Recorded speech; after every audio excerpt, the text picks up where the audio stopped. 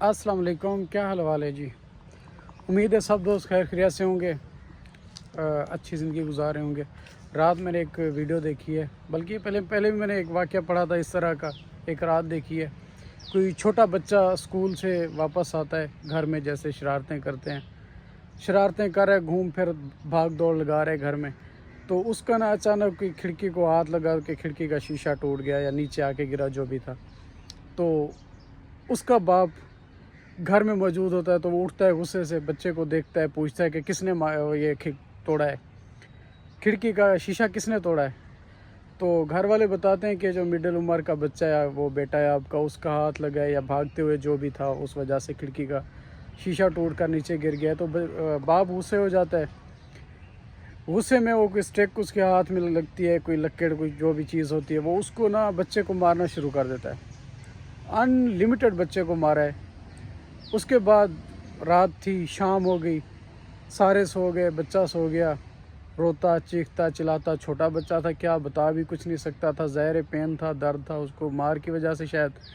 सुबह जब बच्चे को जगाने के लिए गए तो जाकर देखा उसके दोनों हाथ और ये बाजू का रंग चेंज हो चुका था, पीले हुए थे, सूज गए थे, स्वेलिंग कर गए थे। तो फटाफट चीखो पुकार घर में शुरू होगी कि बच्चे की तबीयत बहुत नासाज है, इसको लेकर जाया जाए। जब डॉक्टर के लेके गए, हॉस्पिटल लेकर गए, तो डॉक्टर ने कहा जी जिस लकड़ी से इसको मारा गया है उसके ऊपर कोई पुराने कील थे जो कि जंग आलूदा थे, जिस वजह से बच्चे के हाथों पे ये बाजू पे जहर चल रहा है।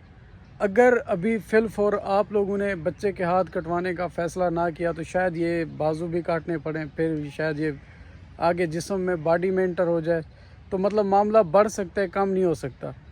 तो उधर से माँ, उधर से बाप बच्चे के साथ, और फ़ैसला भी उसी टाइम करना था, डिसीजन लेना था। तो बच्चे के बाप ने यही फ़ैसला किया, ठीक है फिर काटो, और को क्या कर सकते हैं। तो बच्चे के जब हाथ कट गए, बच्चा जब बेहोशी से बेदार हुआ, उठा तो रोने लग गया, चीखने लग गया अपने हाथों को देख के कि हाथ नहीं है, सिर्फ बाजू है, कि बाबा मैं नेक्स्ट टाइम कोई गलती नहीं करूँगा, मैं बस मुझे आज माफ़ कर दो, आज छोड़ दो, प्लीज़ मेरे हाथ वापस कर दो, ये वो। इस तरह से बच्चा चिल्लाने लग गया जब उसने देखा कि मेरे हाथ ही नहीं है। तो उस टाइम सिवाय परेशानी के, सिवाय पछतावे के कुछ भी नहीं था उसके वालिद के पास, उसकी वालदा के पास, क्योंकि टाइम गुजर चुका था। इसी तरह अक्सर मैं देखता हूँ, अक्सर वाक़यात आते हैं, छोटे बच्चे शरारतें कर रहे होते हैं घरों में, तो वालिदैन उठते हैं, ना वो देखते हैं ना तो बस बच्चों को मारना, बच्चों के मतलब उतना इस लिमिट तक बच्चों को मारते हैं, मैं खुद देखें, बस बताने के काबिल नहीं। बच्चे घर की जीनत होते हैं, बच्चे शरारतें करते हैं, शायद हम लोग ने भी बचपन में की होंगी, उन लोग वालिदैन ने भी की होंगी जो आज गुस्से से आपे से बैर हो जाते हैं। तो बच्चे करते रहते हैं छोटी मोटी शरारतें, उनको इतनी सज़ा नहीं देनी चाहिए कि वो सज़ा उनकी उम्र भर की सज़ा बन जाए, उम्र भर उनको पछतावा रह जाए कि ये क्या हुआ था, किस तरह हुआ था। हालांकि हम लोग मुसलमान हैं, हमारा अक़ीदा है कि आप सल्लल्लाहु सबसे पहले कोई भी चीज़ महफ़िल में तकसीम कर रहे होते तो बच्चों को ही पहले देते थे।